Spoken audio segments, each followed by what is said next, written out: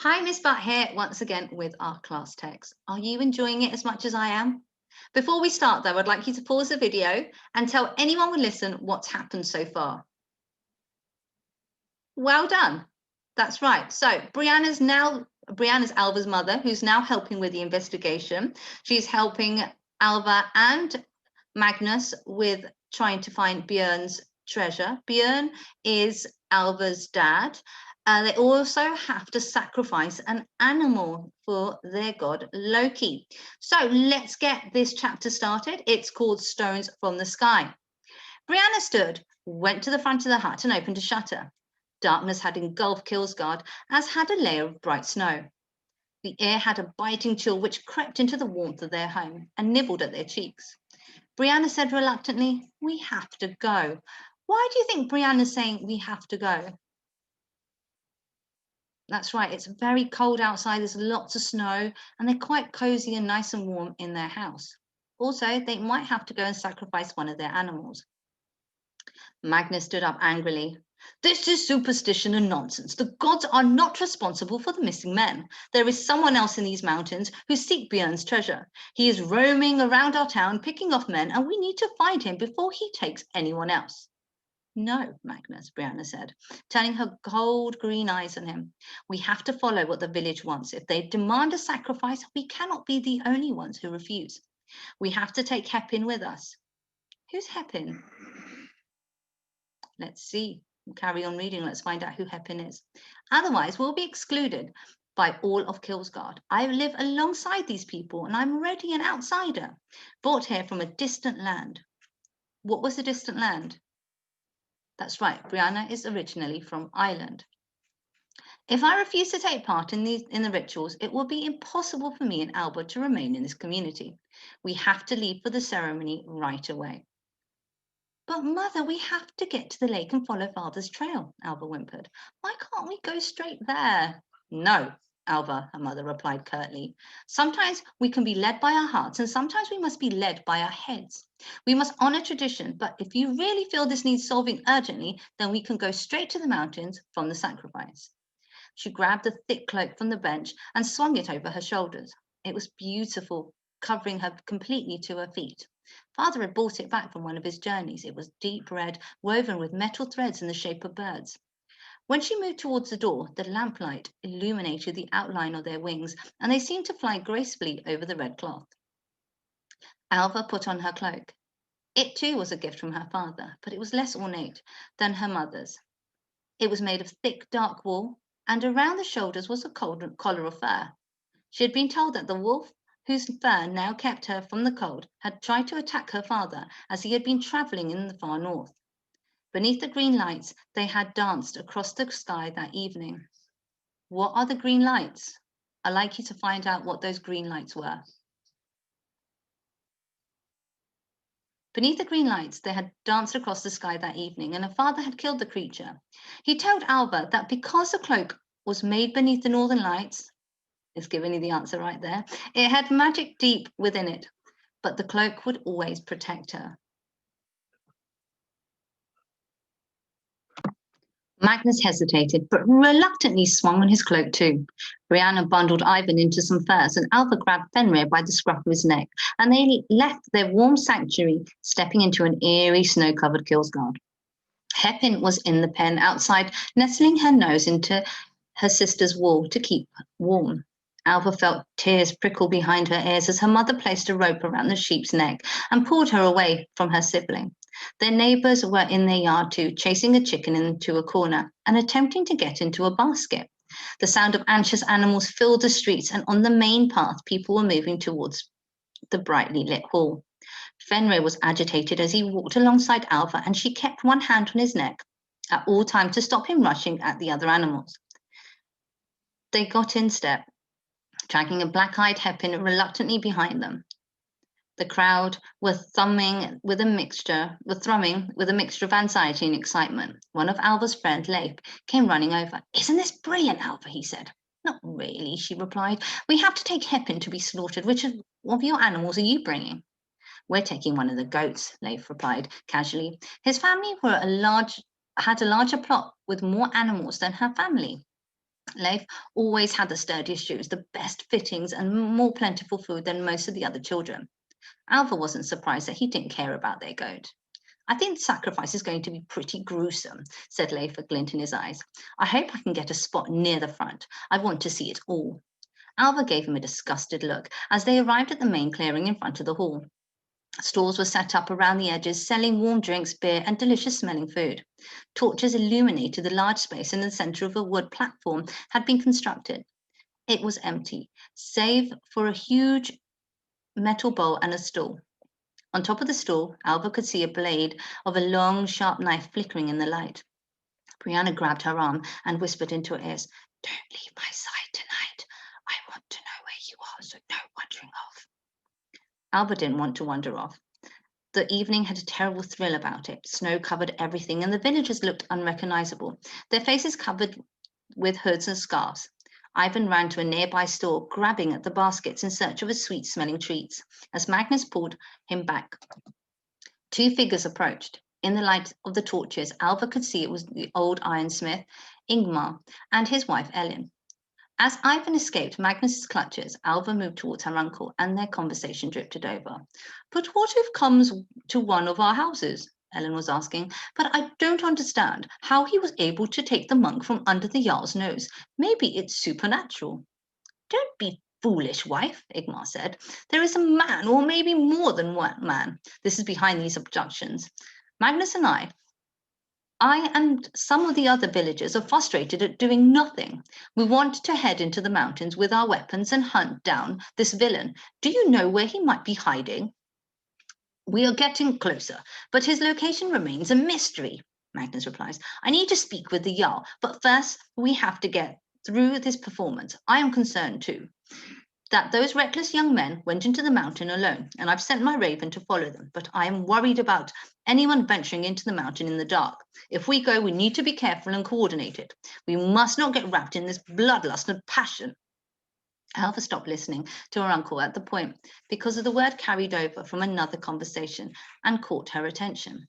She heard her father's name and realized her mother was talking to her oldest friend, Gudrun. She had sided up and was whispering nervously. Alva had known Gudrun and her husband Ingeld since she was a baby. As they had no children of their own, they had often spoiled Alva and Ivan with toys and treats. Ingeld was one of the townsmen, still away of Viking with her father, which might explain why Gudrun looked so sad, thin, and anxious tonight. The two women had their heads pressed together and were speaking quietly amidst a noisy throng of people. Listening carefully, Alva heard that Gudrun was questioning her mother on what had been happening. "Any news of Bjorn? And what are Jarl Eric and his men going to do about these missing men? Surely they will head into the mountains to find who took the Englishmen." Alva thought she seemed rather breathless and agitated. Their conversation halted abruptly as another loud gong rang around the clearing. Jarl Eric strode out of the hall in his finest furs and jewels. On his head, he wore a ring of birch leaves, a tree sacred to Loki. Behind him came two of his carls, carrying a huge wooden statue of the god. The face was carved into with deep eyes and a curling moustache, which followed the outline of a smiling mouth. Alva found the statue unsettling, as if the god was sneering at her. Women dressed in long, dark gowns followed Jarl Eric, beating a steady rhythm on calfskin drums. Once the Jarl and his procession had reached the platform, everything went silent. More snow began falling slightly faster as a biting breeze swept across the people of Kilsgard. Another gong sounded and Sigrun slinked out from the hall. She was dressed in white, her head covered with a hood. She carried a flaming torch in front of her as she moved, ghost-like, towards the people. In the center of the clearing, a huge bonfire had been constructed, ready to cook the meat from the unfortunate animals for the feast that would follow the sacrifice. Sigrun moved towards the pile of logs and bent her torch to light it. Another gust of ice-cold wind, this time stronger, rushed between the gathered people. Sigrun suddenly dropped the torch and hissed as its flame went out in the snow beneath her feet. A gasp went around the crowd.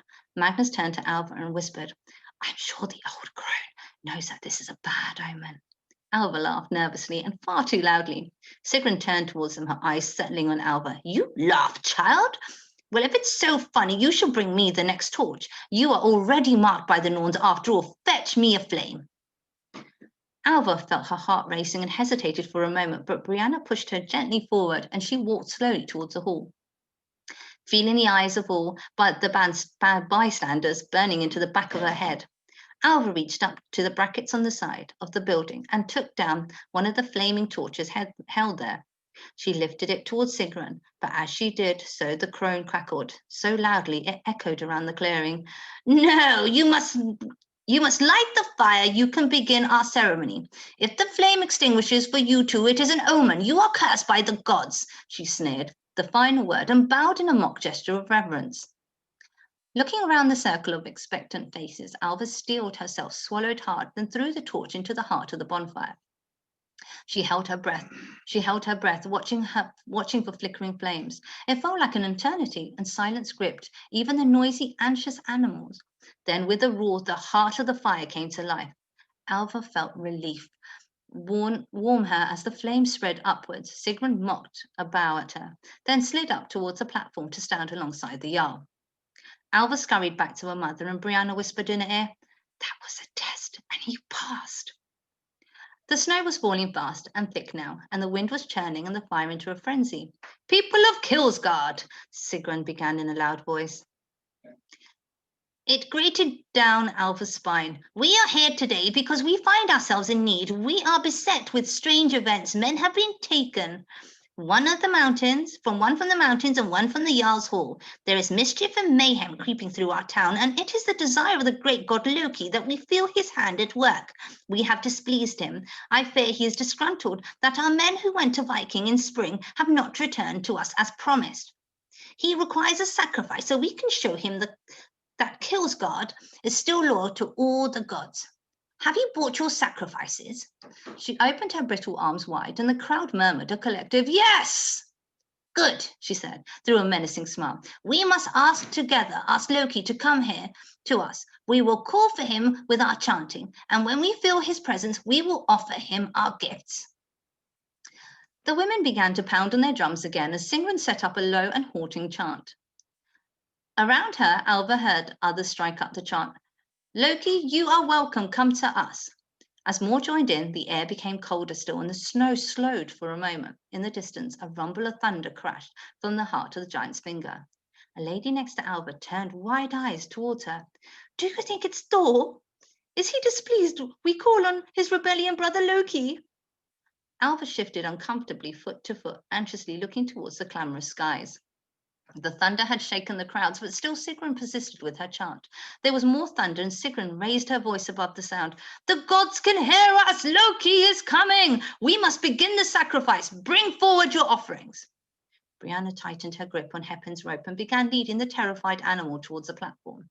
Alva felt desperation rising inside her as a sheep looked around at the crowd, cowering next to Sigrun on the platform.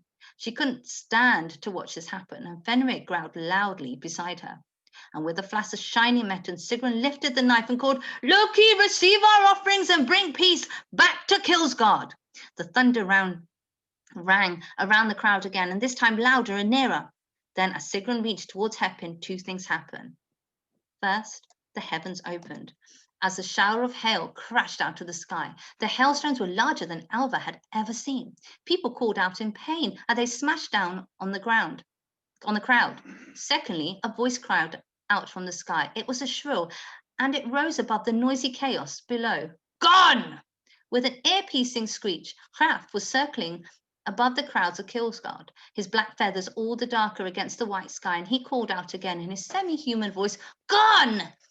Then he swooped down to settle on Magnus's shoulder. The villagers turned to look at Alva's uncle with suspicion and fear in his eyes. "What does this mean?" one called out. Magnus paused to stroke the raven. "It's the 3 young men who went up in the mountain today. Something has happened to them." The noise of the crowd grew, and their shouts were accompanied by a thud of heavy hailstones. Sigrun was hissing and murmuring under her breath, clearly confounded by the arrival of the bird and the message he bore. This was not a good omen, and she knew it. With a screech, Sigrun sank her eyes on Alva and Magnus. "You have done this!" she hollered. "You have brought shame on our sacrifice. You will feel the heavy hand of Loki on you now." And with a flourish of white material, she hastened from the platform and disappeared behind the crowd. Jarl Erik moved to the front of the crowd and raised his voice over the clamor. The sacrifice shall be halted. A raven is always a messenger from the god Odin. We need to find out more about this news and why the gods have allowed our ceremony to be disturbed in this way. I order you all to return peacefully to your homes. Magnus, myself, and the Carls will go to the hall and discuss what should happen next. There were even more shouts of complaint as this, rising above the noise of the terrified animals being cajoled and moved. Magnus grabbed Alva by the hand and moved her towards the door of the hall. Fenrir followed attentively. Looking behind her, Alva could see Brianna heading home and Ivan tucked under one arm and Hepin at the end of the rope. The sound of the angry crowd was rising as Jarl Erik rounded on Magnus. You've created quite the drama tonight. That bird and its hideous words have halted the ceremony, and Sigrun will be enraged. You seem to have worked some wicked magic. There is no magic, Magnus broke in. The bird brings important news. If it tells the truth, then something has happened to the men who came to our hall earlier today. I set out to follow them, and now he tells me they are gone. We have to investigate further. Ha! Erik laughed coldly. You and your investigations, and talking birds. There is a madman raging through the town, taking people in the darkness, and you have given me nothing. I will not send my men out in the storm to search the dark slopes of the mountain of the words of a bird. No, Magnus, we need to do something. Myself and the Carls will sit together and develop a plan to combat his threat. We need to investigate less and actually do much more. Well, I'm going to listen to this bird, Magnus said angrily. You and find out what he knows about the young men. You sit here, drink mead, and talk with the Carls, declare your oaths and your boasts. I will continue to investigate, and I will follow the guidance of Odin's messenger, the raven, to find out what has happened. Magnus, Alva, and Fenrir moved away from the hall. Well, what are we going to do, Uncle? She asked, once they were away from the main commotion. Alva, he said, if Hraf says the men are gone, I believe him. He had seen something in the woods, and he can take me there. This is too dangerous for you, but I need Fenrir with me if I am going into the mountains. Wherever Fen goes, I go, Alva answered stubbornly. Your mother will never allow me to take you into such danger, Magnus answered. Tonight I am my father's daughter, but also my mother's. You heard her speak of shield maidens and strength. I don't care what dangers there are. Fen will not let anything happen to me, and together we can find more clues as to what is happening in Kilsgard. We can't wait. More lives might be lost.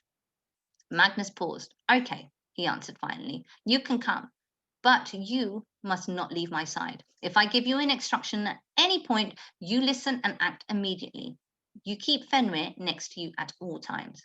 Alva nodded in agreement, and they began walking from the hall to the path along the path to Giant's Finger.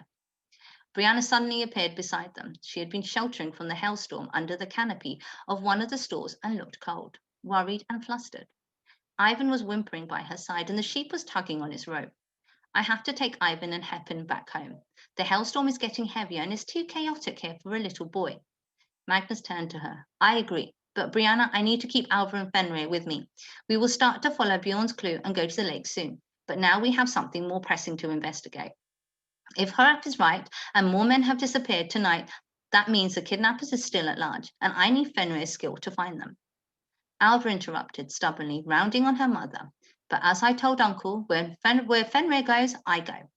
A look of frustrated affection in her eyes. Brianna crouched towards Alva. Daughter, tonight I told you I want to help uncover the clues of your father has sent us. I am sincere that, but this is dangerous. It is your choice now. We can come home with me and your brother to the safety of our home, or you can go to Giant's Finger with your uncle. I lay the decision at your feet. Flustered at these words, Alva replied slowly, Mother, I need to investigate. I need to. We can help the town tonight and make a difference. When we will come back to you and begin following Father's riddle. With a sigh, Brianna straightened up. She locked eyes with Magnus. Look after her on pain of your life. I will, he replied. Brianna hustled Ivan and the sheep back down the busy street, and Alva felt a pang of regret as her family moved away towards the warm sanctuary of their home. But Fenrir nuzzled against her leg, and with that she felt her determination crystallize. It's a lovely word, determination crystallize. I hope you've written that word down, because that would be amazing to write in our writing. Magnus had taken 2 lit torches from the hall and handed one to Alva as they set out. Crab clacked his beak in Magnus's ear continuously. He seemed anxious to get going and kept repeating the same word over and over. Gun! Gun! They began to move through the driving hailstones towards the mountain, disgruntled, Benrir, bridled at the lumps of ice that pounded down on his back.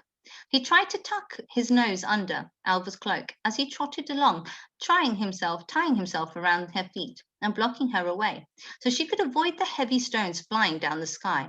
She pulled the fur up of her cloak up higher round her ears. Magnus took the bird from his shoulder and spoke quietly to it. Then Hraf soared upwards and began to drift towards the mountain, leading the way. We know those foolish men, went up Giant's finger. I would wager a band of silver that they made for a place where the Englishmen camped. It's the only one open clearing on the mountainside. Alva felt as if time had gone backwards as she retrod the steps she had made in the early hours of the morning towards the clearing on the mountain. The ground was harder and more slippery than on her last journey, and on one occasion Alva missed her footing, landing heavily on the ice. Fen checked on her constantly, staying just a few strides ahead and not venturing off, as he had done before. The wolf seemed to realize that there was even great peril tonight. What does the word peril mean? I want you to look that word up. As they climbed, the hail seemed to grow weaker, and in place became flurries of snow. Well, at least the storm has passed for now, Magnus called over his shoulder. Hraf was spiraling above them, moving steadily forward, but ensuring that he didn't lose sight of them on the ground. His calls got louder as they approached the clearing, and finally he returned to Magnus's shoulder. Gun! He croaked again in his master's ear. The evidence was all around them, while Alva had strained to see the scuffs of the feet a day earlier. The snow had now left a map in front of them. She could see that something dramatic had taken place here very recently. The men had built a fire and created a makeshift shelter out of the branches and canvas. They must have tied their horses to a nearby tree, as hoof marks were concentrated in one place. But while it was clear the men had sat beneath the shelter, their footsteps were not confined to that spot. Instead, the snow was churned up all around the still smoking logs. It was difficult to see how many sets of feet had been there, as they all overlapped and crossed one another. What shocked Alva most, however, was the livid red blood that was splattered all round the clearing. What do you think that blood could be? Could it be the blood of the men? Could it be animals? Let's continue reading. There was blood on the canvas, blood on the stones, and blood in trails running towards the horses had been kept. It was a disturbing scene. This looks so different to the last time, Uncle, she said. It seems like there was a struggle again, but this is more of a hazard. This is much more hazard. The English warrior was kidnapped quietly. To me, it looked like the suffering of a single blow, which knocked him out. Then he was dragged to a horse and taken away. This looks much more violent and chaotic. You're right, Alva, Magnus replied. Your investigative skills are growing sharper by the moment, and something else is of interest to me. The men came with horses, yet there are no horses here now. Perhaps the attacker took the horses too, Alva suggested. Dragging 3 horses and 3 bodies down a mountain is no small feat. It seems to me that the men rode away from here themselves. I think they were harmed and frightened, but they managed to escape back to their homes. They fought against their attacker. Much blood was spilt, but they rode away from here, hopefully back to the kingdom of Jarl Goodman. Alva thought the clues certainly added up. Look, she said, running past the trees. You can see that the 3 sets of hooves have galloped through the snow, and the blood trails go with them. Alva got down on her knees to examine the disturbed ground. She felt across the snow. When her fingers settled on something smooth and shiny, she drew out a small object. Look, Uncle, she said, excitedly holding up. She was holding a broken piece of silver. It's part of a belt buckle, but it's broken. Where's the front part? I think the front part has been taken, Magnus replies. I can see a picture developing what happened here. Do you recall, Alva, the 3 men were full of proud words when they left the hall? But when they got up here, it must have been getting dark, and when the snow began, they sheltered together until they were set upon by someone. The armed attacker then beat them and demanded their wealth. Do you remember how they decked out like peacocks when they spoke to the Jarl? They were walking treasure troves themselves. This broken belt buckle is what remains of a piece of silver that the thief has ferreted away from himself. Humiliated, robbed, and beaten, I think these men then escaped Kilsgard on their horses. This does feel very different to the attacks on the Englishmen, Alva said again. Before, it was the men that were stolen rather than treasure. You're right, said her uncle. If we could find those young men's possessions, we could find the thief. There were so many riddles yet unanswered. It worries me that every person who has set out in search of Bjorn's treasure had been attacked, and the closer we get to discovering its whereabouts, the more dangerous our investigation becomes. As they spoke, Fenrir had been sniffing around, close to the dying fire. He must be following a scent. Suddenly, he let out a little whimper and ran over to Alva. A cut stretched across the front of his muzzle. The confused beast was now wrapping his pink tongue across his nose, frantically trying to lick the wound. What cut you, boy? Alva asked, rubbing the wolf's face. She walked to where Fenrir had been and bent down to examine. Under a cover of snow, she could see something glittering in the moonlight. She pulled it free. A knife. Magnus took it from her hand. Alva, he said quietly, I know this knife. It's not a normal one. Look how wide it is. It's called a cleaver. And there is one man in Kilsgard who carries this with him everywhere. Alva realized that she recognized the cleaver too, and it belonged to the town butcher, Bjark. You found a clue that ties the scene of carnage to one man. This is incredibly important. Do you think it was Bjark who attacked the men, Uncle? She asked. If we want to understand what happened to the missing men, then surely we must return to the village and search Bjark's hut. If we can find the missing men's silver, then we have the answer to who attacked the 3 men here tonight. I think you're right, Alva, Magnus replied. We will have to tread carefully as the town is full of people tonight after the sacrifice, and we need to uncover more about Bjark's involvement. Well done, Fen, Alva said, rubbing the wolf's nose as they raced back down the mountain. You found the most important clue. But, Uncle, I know Bjark. He's a bit of a fool and stuffs himself with ale, but why would he come up here and attack these men? What in the name of the gods could he know about my father, the casket, and the treasure? If we cannot fully decode the casket, how could Bjark manage it? None of this is clear. They descended Giant Finger, with Fenrir trotting through the snow behind them, speeding back through Kilsgard. Magnus said, Alva, at this stage, all we can do is continue to follow the clues. So, we've read this chapter. I'd like you to think about what has the butcher got to do with any of the ongoing things that are happening in in Kilsgard at the moment. So what I'd like you to do is write down what you think the butcher, if the butcher could be behind it, or do you think the butcher was framed? Thank you for listening. And I'm glad that you are watching the video and enjoying the story. And I will see you in the next chapter. Bye.